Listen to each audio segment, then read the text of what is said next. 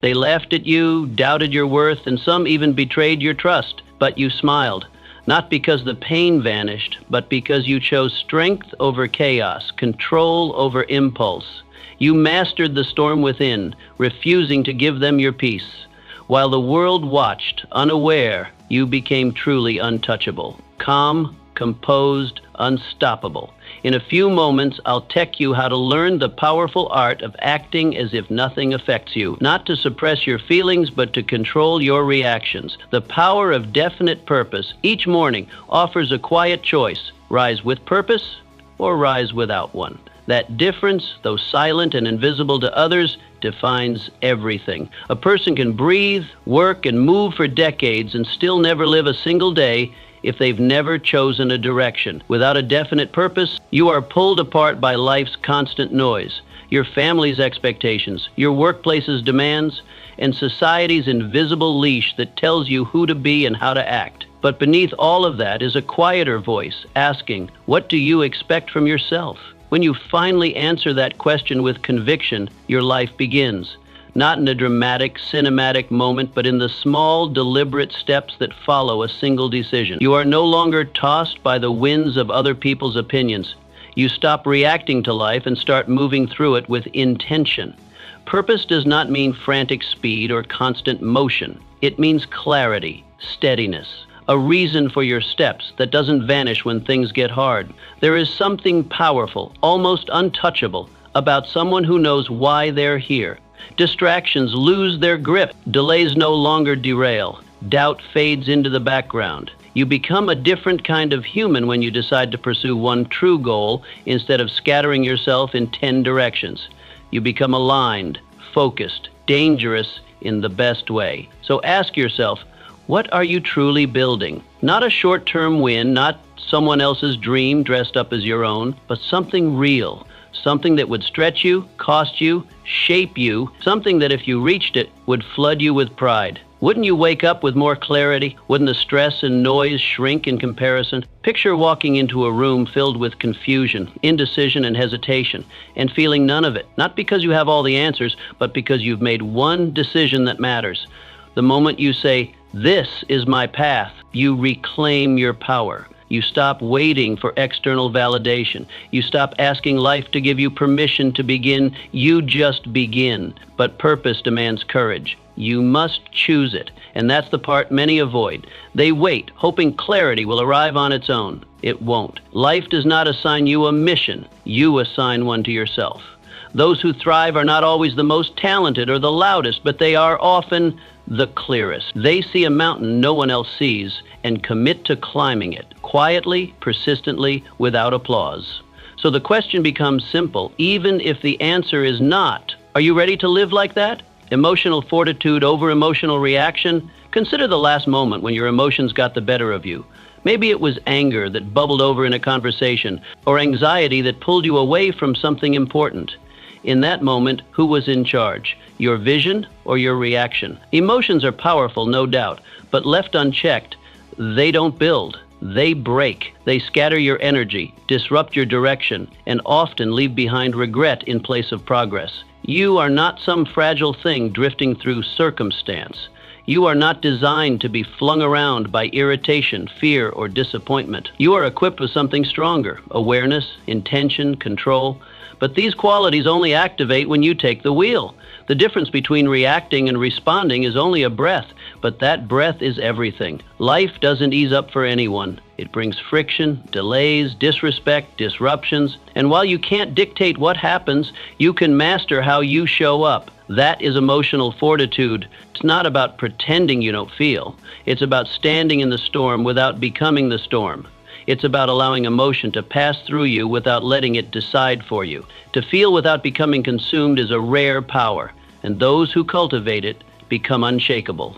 Imagine someone insults you. Do you throw your peace into the fire just to retaliate? Or do you recognize their comment as a reflection of them, not you, and keep walking? Not because you're weak, but because you're grounded. Because you've learned that protecting your energy is worth more than proving a point. That's not detachment, that's mastery. True emotional strength doesn't dull your fire. It channels it. It lets you harness the emotion and point it towards something greater, your growth, your focus, your vision. When you stop being reactive, you become responsive. And in that space between stimulus and response lies your greatest freedom. This is not about bottling up feelings or faking serenity. It's about recognizing that your first feeling doesn't have to be your first move. You can feel frustration rise, acknowledge it, and still choose action over impulse. The world may poke, provoke, or push, but you decide what comes next. That kind of control doesn't make you robotic, it makes you reliable to yourself and others. Now picture this. You're in the midst of chasing something meaningful. Obstacles appear, delays, criticisms, setbacks. But you don't spiral, you don't shout, you pivot calmly, you adjust. Like a seasoned climber who knows the mountain may shift, but the summit is still there. That steadiness becomes your power. The person who can feel everything without being ruled by anything, that person doesn't just survive life, they command it. So ask yourself, are you ready to lead with strength, not reaction? Are you ready to act from clarity, not chaos? If so, you've already taken the first step toward emotional fortitude. Discipline is freedom. Discipline is often misunderstood. People see it as a cage, a joyless routine, a sacrifice of spontaneity. But that's a surface level view. In reality, discipline is not restriction, it is release. It frees you from chaos. It liberates you from inconsistency. It hands you the keys to a life you actually want instead of the one you're stuck reacting to. Picture a day where you don't wake up late, rush through tasks, or regret wasted time. Instead, you rise early, your body alive with energy, your mind clear and focused. You know what matters and you move toward it without hesitation. That's not a burden, that's freedom. Freedom from distraction, freedom from regret, freedom from the question, what if I had tried harder? Discipline gives you the power to lead yourself. While most people drift, ruled by mood or circumstance, you decide. You don't wait for the right feeling, you act regardless. That ability to follow through, especially when it's inconvenient, is what separates the dreamers from the builders. You show up even when it's hard, even when it's dull, even when no one claps. That's where the edge is found. Every choice you make adds up. The time you set your alarm, the way you respond when you're tired, the decision to keep going or take the easy way out. Each one is a declaration of the life you're constructing. You're not just living a day, you're laying the foundation of your future. And you can either let that foundation be shaky and scattered or solid and intentional. Think about who you'd become if you kept every promise you made to yourself. If you trained your body even when you didn't feel like it, if you stuck to your goals regardless of weather, mood, or obstacles, how would that compound over time? The results would speak for themselves, not just in your achievements, but in how you carry yourself. You'd stand differently, speak differently, not out of arrogance, but out of earned confidence. Consider the farmer, rising before the sun, stepping into cold, wet fields, planting and tending without guarantee. The harvest doesn't wait for their inspiration. The crop doesn't care about how they feel, and yet the farmer shows up because the work must be done. Your goals are the same. They don't respond to feelings, they respond to effort. If you want a rare life, a life of real peace, deep fulfillment, lasting joy, then your habits must be just as rare. It's not about perfection, it's about consistency. It's about building a rhythm so strong that you move forward even on the hard days. That kind of life isn't given, it's built, and the tool is discipline. So, are you willing to build it? Are you willing to trade short-term ease for long-term greatness? Because discipline doesn't chain you, it frees you. It hands you back your time, your strength, your future, and in that, you become untouchable. Resilience in the face of setbacks. You try, you fall, you rise. Then something else hits, unexpected, unfair, unwelcome. And in those quiet moments afterward, when the noise fades and the dust settles, a small voice begins to whisper, maybe this isn't for you. But you don't listen, because deep down, beneath the sting of failure, you know something others forget. Setbacks are not signals to stop. They're invitations to grow stronger. Every person you've ever admired, whether they built a business, wrote a book, overcame odds, or simply kept going when others didn't, has a trail of failures behind them. More attempts than you've dared, more breakdowns than you've witnessed. Their strength wasn't born in comfort, it was forged in resistance. The thing that separates those who rise from those who retreat isn't talent, timing, or some divine advantage. It's the stubborn, quiet decision to continue. Resilience doesn't mean you don't hurt. It doesn't mean the fall doesn't shake you. It means you refuse to let it define you. Every obstacle life throws is a question in disguise. How much do you want this? And your answer isn't found in your words, it's found in your response. You get up, you adapt, you move forward, even if limping. Imagine a blacksmith, hammer in hand, shaping raw metal with fire and force. Each strike looks like destruction to the untrained eye, but it isn't. It's transformation. That's you. Life hammers, and instead of shattering, you're being refined. Each disappointment is a burn that tempers your resolve. Each failure, a strike that shapes your edge. You are not being broken. You are being made. What if failure lost its power over you? What if you knew that only quitting could stop you and everything else was just a chapter, not the ending? Would you take more chances? Would you speak louder, step further, dare bolder? Resilience rewrites the story before it ends. It says, "This isn't over unless I say it is." You were never meant to crumble under pressure. You were built for the storm. And when the world underestimates you, good, let it. You don't need the world's permission to rise again. You only need your own. And if you can look at the wreckage of a setback and still whisper, "I'm not done," then nothing can truly hold you. Because the truth is, you're not fragile. You've made it through moments that once felt impossible. You've survived days you thought would break you. And here you are, still breathing, still willing, still capable. That matters. So when the next challenge comes, and it will, you already know the answer. You rise, maybe slower than before, maybe more bruised, but you rise. Not because it's easy, not because it's fair, but because resilience is not about being unbroken, it's about being unshakable. And you are just getting started. The courage to begin before you're ready. How many dreams have quietly withered while waiting for the perfect moment? How many ideas have died in notebooks, in conversations, in the safety of someday? It's easy to say, "I'll begin when I'm ready." It sounds wise, responsible even, but time has a way of slipping by unnoticed when you keep waiting for a moment that doesn't exist. Readiness is a seductive illusion.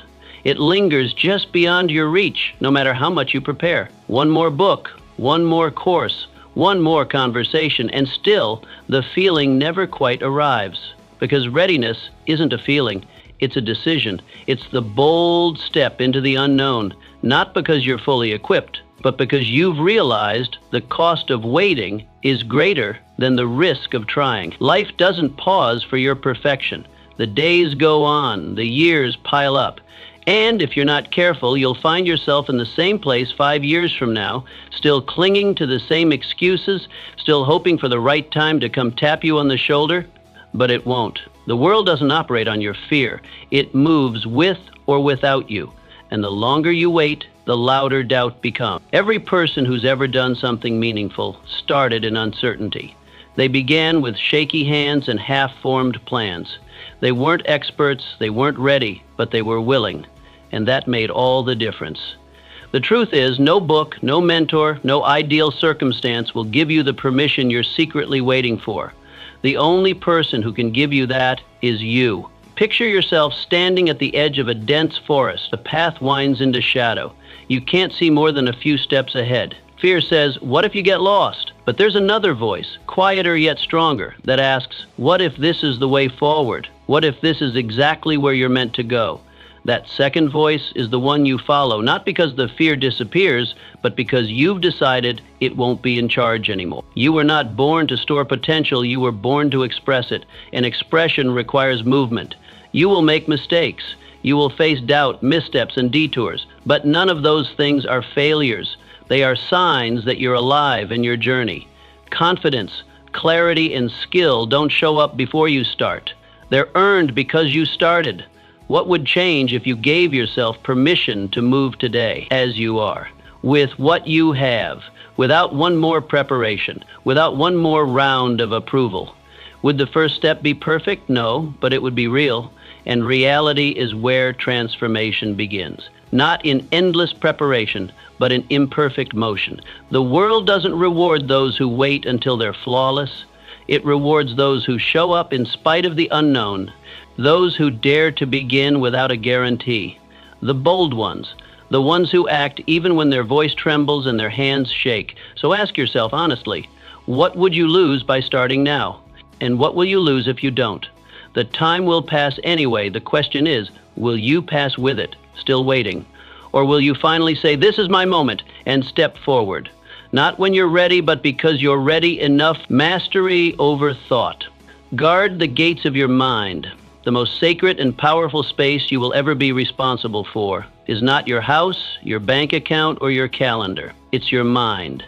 It's the space where your future takes shape, where your self-worth is built or broken, where your habits are born and your identity is carved. Every great achievement starts there, and so does every quiet failure, because whatever enters your mind, if left unexamined, begins to shape who you are becoming. Thoughts are not passive, they are seeds, and like seeds, once planted and watered, by repetition, emotion, or attention, they grow. They grow into habits, into beliefs, into identities. A single negative thought, replayed often enough, can harden into a lifelong limitation. A single doubt, if accepted as truth, can rewrite your entire trajectory. So the real question becomes, who is doing the planting? Are you consciously choosing your thoughts, or are you letting the world do it for you? We live in a time where information flows constantly. Conversations, headlines, all vying for a place in your inner world. But your mind is not a public square. It is not a dumping ground for the doubts and fears of others. It is a garden, and if you do not tend it, weeds will grow. If you do not stand at the gate, distractions and distortions will slip in unnoticed, slowly overtaking your inner clarity. You can't stop thoughts from appearing. That's human. Thoughts will pass through like clouds across the sky, sometimes dark, sometimes heavy, but you get to decide which ones stay. Just like you cannot stop a bird from flying overhead, but you can stop it from building a nest in your hair, you cannot stop every thought from arising, but you can stop yourself from feeding the ones that destroy you. Suppose someone says something cruel to you. Do you let it replay in your mind over and over, each time reinforcing its sting? Or do you acknowledge it as noise, uninvited, and unimportant? When your inner voice speaks, does it echo someone else's doubt or your own truth? Mastery over your thoughts begins the moment you realize you do not have to believe everything your mind says.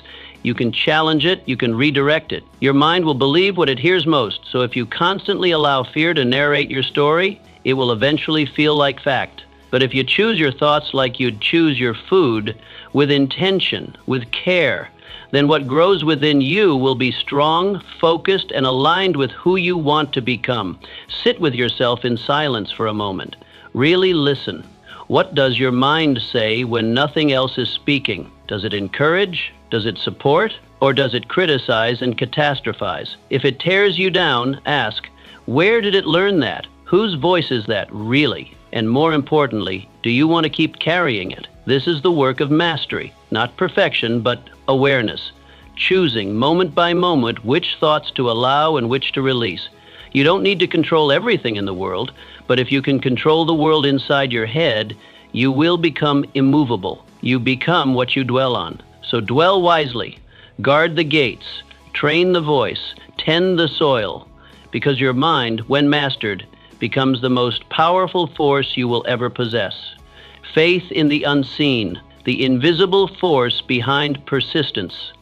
There's a moment that comes for everyone who dares to chase something bigger than comfort. It arrives quietly, after the early excitement fades, and the results are still nowhere in sight. You've done the work. You've shown up, you've followed the plan, and yet everything around you remains still. No applause, no breakthrough, no reward, just silence. And this is the moment where most people walk away, but not you. Because you know something most people don't. You've learned to respect the invisible, to trust in the unseen. Some things you've come to understand must grow underground first. Take the tree. From the outside, it seems like nothing is happening. You plant the seed, you water it, you wait, days go by, weeks, maybe even months. No sign of life. No green sprout pushing through the dirt, but beneath the surface something powerful is taking place. Roots are forming, strong, steady, deep. Roots that will one day support something great, something lasting. But first, they grow in silence, in darkness, in secret. And so does your progress. You might not see the fruits of your labor right now. You might not be able to measure what your consistency is building. But that doesn't mean it isn't happening. It is. Every moment you choose not to quit. Every time you show up when it would be easier not to. You're growing something others can't see. You're building a foundation, laying down roots. This is where faith comes in. Not the kind that ignores reality.